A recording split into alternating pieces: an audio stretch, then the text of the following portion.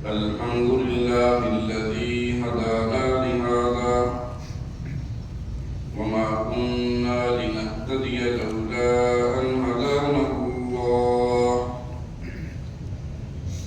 أما بعد فأعوذ بالله من الشيطان الرجيم بسم الله الرحمن الرحيم وإن يمسسك الله بضر فلا كاشف له إلا هو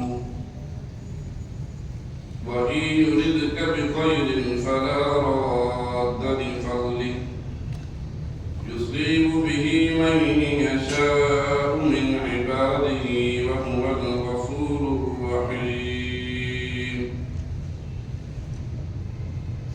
اور اگر اللہ ان کو کوئی تکلیف پہنچائے تو اس کے سوا اس کا کوئی دور کرنے والا نہیں، اور اگر ان سے بھلائی کرنی چاہے تو اس کے فضل کو کوئی روکنے والا نہیں۔ وہ اپنے بندوں میں سے جسے چاہتا ہے فائدہ پہنچاتا ہے، اور وہ بڑا بخشنے والا مہربان ہے۔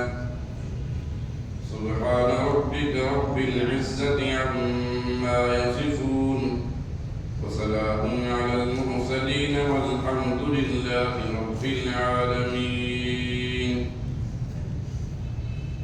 حضرات محترم، 11واں سپارہ کی سورہ یونس، اس کی آیت نمبر 107 آپ حضرات کے سامنے تلاوت کی ہے، اس کا ترجمہ پیش کیا ہے۔ ترجمے سے کچھ نہ کچھ آپ حضرات نے اندازہ لگایا ہوگا کہ اللہ کے سوا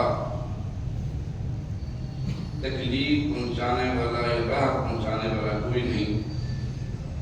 لوگوں کے غلط عقائد اس قدر خراب ہیں آج کل کے دور میں کہ اللہ کی ذات کو چھوڑ کر غیروں سے مانگتے ہیں، غیروں کے در پر جا کے مرادیں مانگتے ہیں۔ پنجاب کے اکثر ہمارے کچھ مسلمان بھائی بھڑکے ہوئے لاہور میں سیدنا علی حجویری رحمۃ اللہ علیہ کی قبر پر جا کر مرادیں مانگتے ہیں کہ میں بے اولاد ہوں، مجھے اولاد عطا فرما دیں، میں بیمار ہوں، مجھے شفا عطا فرما دیں، میں بے روزگار ہوں، مجھے روزگار عطا فرما دیں۔ تو یقیناً علی حجویری رحمۃ اللہ علیہ جب حیات تھے انہوں نے کوئی ایسی تعلیم نہیں دی۔ یہ تو بعد کے آنے والے شیاطین انہوں نے اس قدر ان کو عوام کے سامنے اتنا بڑھا دیا، یقیناً وہ اللہ والے تھے، اللہ کے بڑے بزرگ تھے، کوئی شک نہیں، لیکن عوام کے اتنے غلط عقائد خراب ہیں کہ اللہ کی ذات کو چھوڑ کر غیر اللہ سے مدد مانگتے ہیں۔ اس آیت کے اندر آپ نے اندازہ لگا لیا کہ شفا دینے والا اللہ کے علاوہ کوئی اور نہیں۔ اگر کسی پر کوئی مصیبت آ جائے تو اس مصیبت کو ہٹانے والا اللہ کے سوا کوئی اور نہیں۔ بعض حضرات، اب نام لینا مناسب نہیں ہے، جو سیدنا علی رضی اللہ تعالی عنہ کا نام لے کر یا سیدنا حسین رضی اللہ تعالی عنہ کو نام لے کر ان سے مدد مانگتے ہیں، مولا علی یا مولا حسین کہہ کر کہ میری مشکل کشائی کر دیں، میری یہ فلانی تکلیف ہے اس کو دور کر دیں۔ قرآن کریم کے اندر مختلف مقامات میں اللہ پاک نے مختلف اسلوب بدل کر سمجھایا ہے کہ تکلیفیں دور کرنے والا اللہ کے علاوہ کوئی اور نہیں۔ سورہ زمر کی ایک آیت ہے،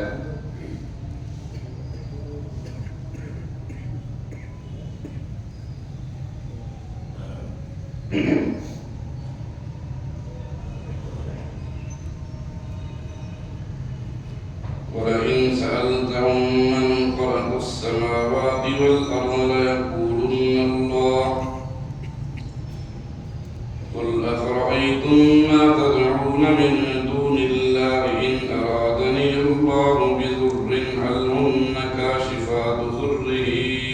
أرادني برحمة هل هن ممسكات رحمته قل حسبي الله عليه يتوكل المتوكلون. اور اگر تم ان سے پوچھو کہ آسمان اور زمین کو کس نے بنایا تو کہہ دے کہ اللہ نے بنایا.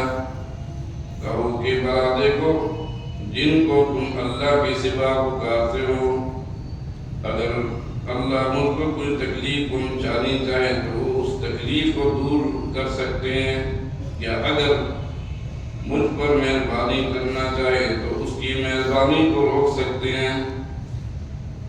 کہہ دو کہ مجھے اللہ ہی کافی ہے. بھروسہ رکھنے والی پر بھروسہ رکھتے ہیں.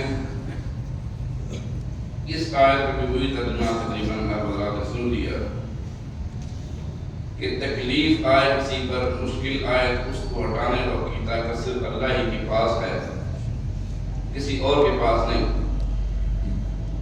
سیدنا علی اجویری رحمۃ اللہ علیہ ہوں، یہ سیدنا علی رضی اللہ تعالیٰ عنہ، حتیٰ کہ محمد رسول اللہ صلی اللہ علیہ وسلم ہمارے غازی نبی بھی ہوں، کوئی ان کے روضہ رسول پر بھی جا کر یہی الفاظ کہے تو یقیناً مشکل کشا اللہ ہی کی ذات ہے، کوئی اور نہیں. نبیوں میں سب سے بڑا درجہ اللہ کے نبی محمد رسول اللہ صلی اللہ علیہ وسلم ہے. اگر اللہ کے علاوہ کوئی اور مشکل کشا ہوتا تو یقیناً لوگ حضرت محمد رسول اللہ صلی اللہ علیہ وسلم کو مشکل کشا سمجھتے، ان سے اپنی مشکل کشائی دور کرواتے. نہ صحابہ کرام نے ایسا کیا، نہ بعد کے دور کے تابعین نے، نہ تبع تابعین نے، نہ اس کے بعد صلحاء نے، نہ علماء نے یہ کام نہیں کیے. تو یہ ایک سبق ہے ہم سب کے لیے کہ زندگی میں کسی موڑ پر کسی کوئی تکلیف آئے، مشکل آئے تو صرف اللہ ہی کو پکارو. اللہ ہی پکار سننے والا ہے، اللہ ہی مشکلیں دور کرنے والا ہے. ان دونوں آیتوں کا خلاصہ یہی ہے. قرآن کریم میں جگہ جگہ پر مختلف مقامات پر اللہ پاک نے سمجھایا ہے کہ انسان کچھ بھی نہیں، انسان کے بس کی کوئی بات نہیں، مردہ ہو یا زندہ ہو، اللہ کے علاوہ کوئی مشکل کشا نہیں، حاجت روا نہیں. آپ حضرات نے دونوں آیتوں ترجمے سنے تو یقیناً آپ حضرات کو سمجھ آ ہی گئی ہوگی. قرآن نمازی ماشاءاللہ آپ حضرات ویسے بھی عقائد صاف کرے ہیں. اللہ سے دعا فرمائیں اللہ پاک ہم سب کی عقائد کی اصلاح فرما دے اور دین کی صحیح سمجھدار فرما کر اس پر عمل کرنے کی توفیق عطا فرمائے. وما علینا الا